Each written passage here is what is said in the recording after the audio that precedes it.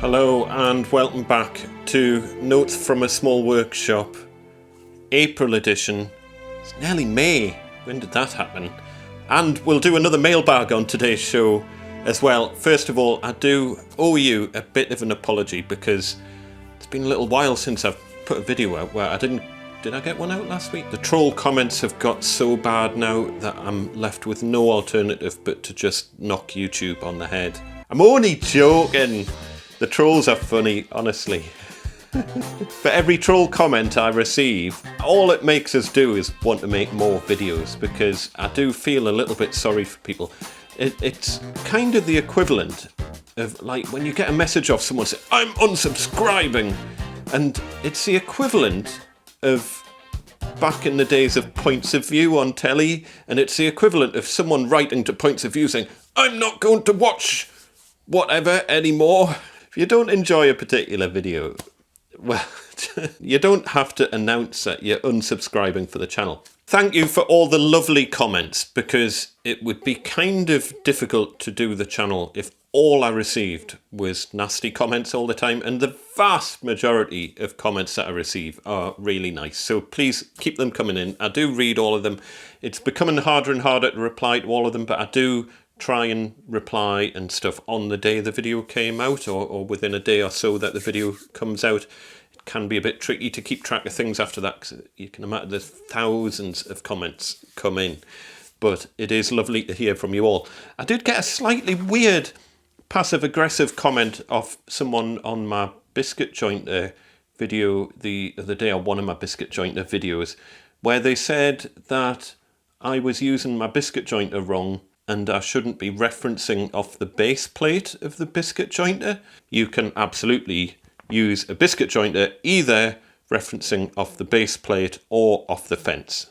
It's entirely up to you, and it depends on the job I'm doing as to which I choose. Normally referencing off the base is easier, but it depends what you're doing really, because if you're referencing off the base and you're trying to make, for example, a perfectly flat top for a glue up of tabletops or something, then you're going to have to turn everything upside down. So for something like that, referencing off the fence might be easier, but it depends on what you're biscuiting. It depends on the shape of the bit of wood, and it's very boring. In the meantime, thank you to all the normal people who have helped me pass 40,000 subscribers. That's really crazy. I can't imagine 40,000 people. That sounds like a lot of people. If they were all in a room and I was talking to you all at the same time, I would be very, very scared. Talking of which, Maker Central, Birmingham NEC, 11th and 12th of May 2019. I'll be on stand G25, the Measuring Up podcast stand, all day on the Saturday and Sunday with my podcast buddy and co-host Peter Millard. We'll be selling a bit of merch and stuff just to kind of help cover the costs of the stand and everything. So it would be amazing to see you at Maker Central. Come and say hello. Expect it to be very busy first thing on the Saturday. If you want to come when it's a bit quieter, I would suggest late on the Saturday afternoon, or the Sunday tends to be a bit quieter as well. If you didn't go to Maker Central last year, this year might be your last ever chance to go, because at the minute, as far as I'm aware, there's no confirmation that there's going to be a Maker Central next year. I don't think it was ever planned to be more than a one-off, and Nick's ended up putting it on again this year, which is awesome. Thank you, Nick Zametti. I can't imagine what a massive ball ache it is putting an exhibition on. But thank you to you and your amazing team for making this happen. And I can't wait to get there at the end of next week. So if you haven't got tickets yet, get it sorted.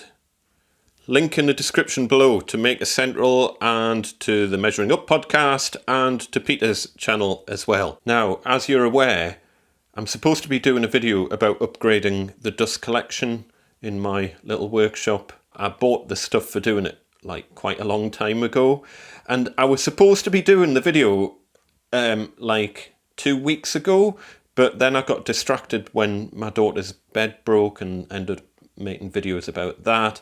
And then I was supposed to be doing it like last week, but I ended up spending ages updating my small business toolbox website, and that took like ages. And then I was supposed to be doing it this week, but I ended up getting totally distracted.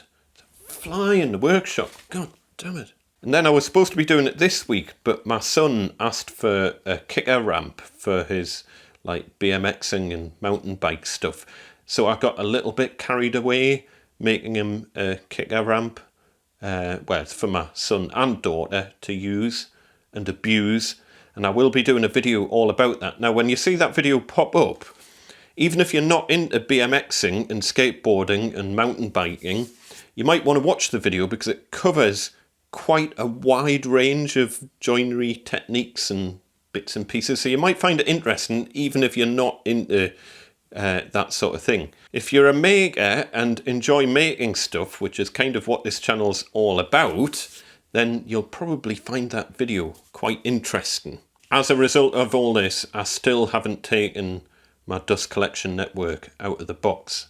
It's starting to get a little bit ridiculous now. I was having a laugh on with Peter on the podcast because he's got like a CNC thing that he was sent ages ago and that he hasn't taken that out of the box yet.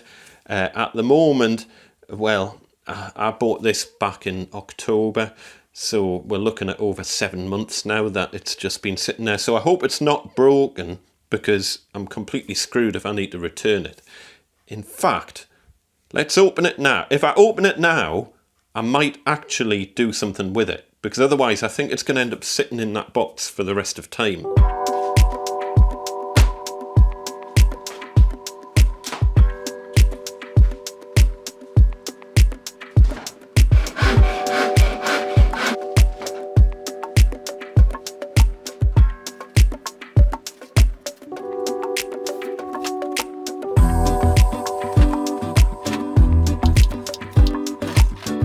On the basis I now can't use my sanding station or my little grinder, I might actually get something done with this now.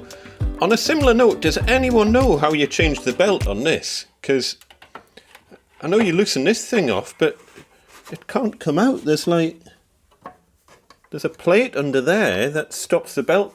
How do you change your belt? It's a BTS 800 Shepak. For the life of it, it can't go that way because it'll hit that, and it can't go this way. Because, do I have to tilt it up? Belt's like 10,000 grit. Let's do a mailbag. And on the basis that my assembly table currently has a kicker ramp on it that I can't move, once again, my table saw is going to become a workbench.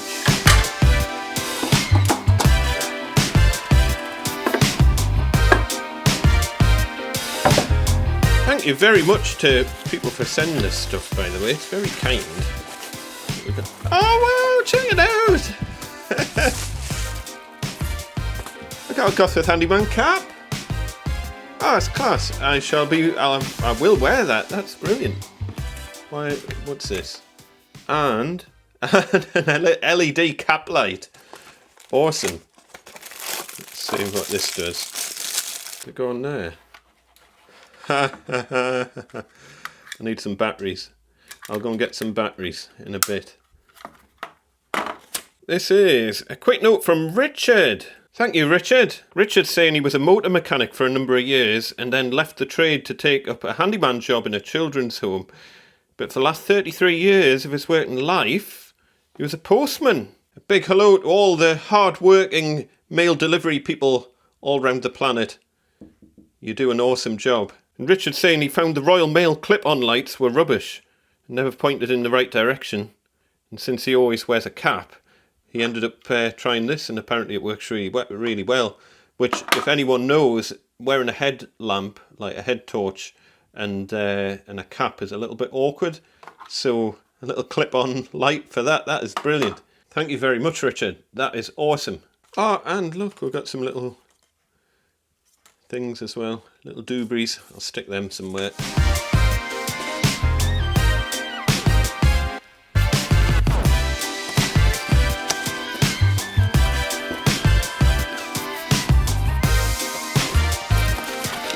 What we got here? Beeler Designs? Beeler? Well, anyway, we'll come back to that. Look at these. I'll show you that in a minute. A tea towel. Try not to break it. Looks fragile. Chocolate. Tremendous. Wow. I recycle all the packaging, so if you order a mug off us, you might see this packaging again. They're awesome. Loving the stickers. The note says, "My name is Teresa and I'm a surface pattern designer." Basically that means that I create patterns that are found on such items as home furnishings, phone cases, beach towels, clothing, etc. Thank you very much for this, Teresa and Randall. That's absolutely awesome. I sent a sticker to you months ago, but I fear it never reached you. I don't think it did, although I do have one other letter that I haven't opened yet, but I don't think that doesn't feel like it's a sticker.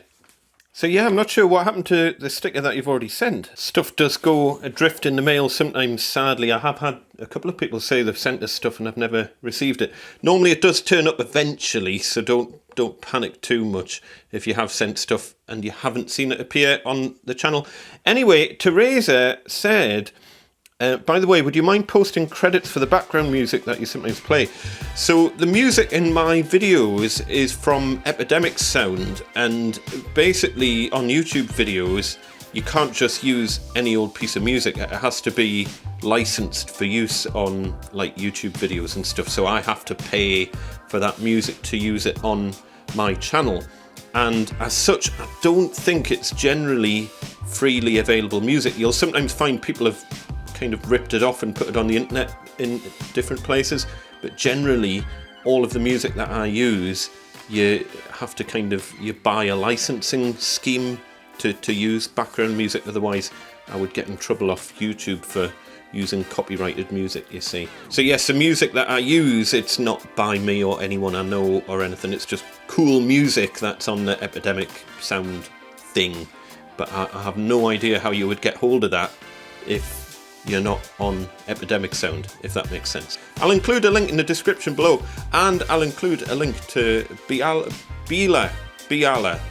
I'll include a link in the description below. Thank you so much for that. That is tremendous.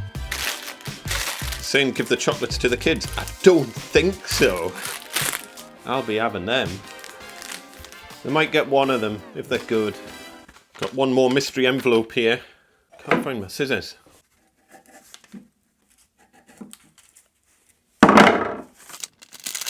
What have we got here? Oh wow! Oh, there's no name, so I don't know who sent us it.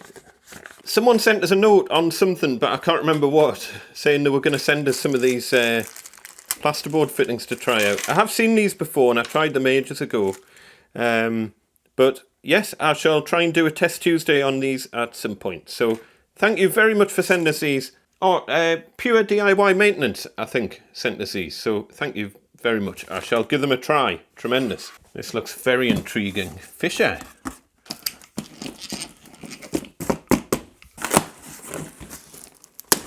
What have we here? More packaging materials for me mugs. Oh, check it out. Oh, I've got a bag of goodies from Fisher. Tremendous. A cap. You know what it is? The only reason I wear New York Yankees caps is because it's the only caps I own. Feel free to send me caps. And a hat as well. Ready for winter. Hey, we've got all sorts here. Another torch. Little work light thing. It's a screwdriver in the shape of a Fisher Duo plug. Nice. Oh wow, that's a bit posh. You don't have to send us that.